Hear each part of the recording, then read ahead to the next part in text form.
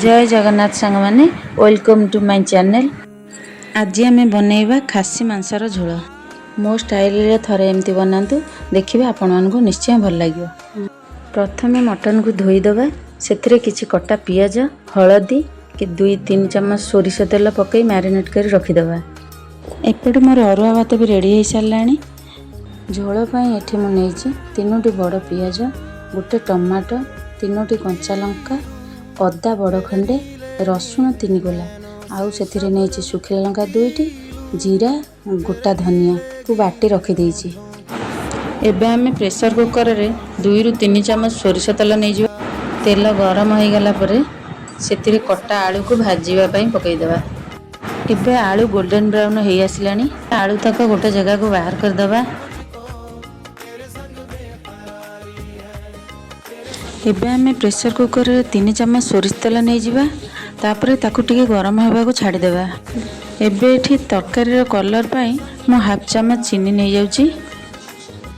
तापरे एठी किछि गोटा मसला देबा। एठी मसला रो फ्लेवर आसी गलानी। काटी रखितबा पियाज को देई देबा। पियाज को एठी गोल्डन ब्राउन होबा जाय टिके भाजीबा। पियाज टिके गोल्डन ब्राउन हेई आसिले सेथिरे 3 चम्मच लूण नै जिबा। एठी हमें अदा रसुण पेस्ट नै जिबा। किछि समय कसिला परे सेथिरे कटा जाइथिबा टमाटो को देई देबा। आगर मु बाटी रखिथिबा गोटा जीरा, गोटा धनिया, 2टी सुखिला लंका को देई देबा। तापरे भलो भाबरे ताकू टिके कसिबा। एठी हमें कलर पई काश्मीरी लंका गुंड 2 चम्मच नेबा, हळदी गोटे चम्मच, टिके राग पई रेड चिली पाउडर टिके नेबा।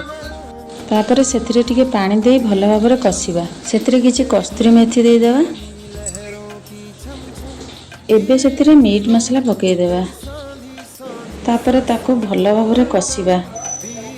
एबे मसला हेई आसिलानी। सेथिरे मैरिनेट करी रखिथिबा मटन को देई देबा। तापरे ताको भलो से कसिबा।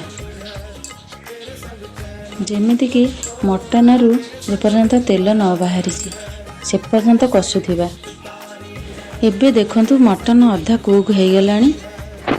एबे घोड़ाई के किछि समय छाड़ी देबा।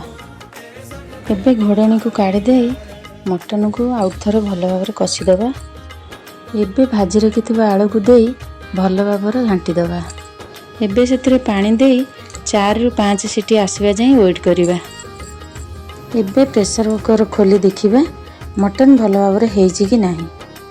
एबे मटन पूरा हो गलानी।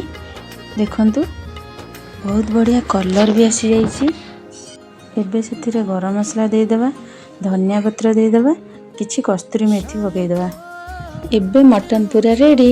सांग माने जदी मो रेसिपी आपन मानकु भलो लागिथिबो ताहले लाइक, कमेंट, शेयर, सब्सक्राइब करि देबे।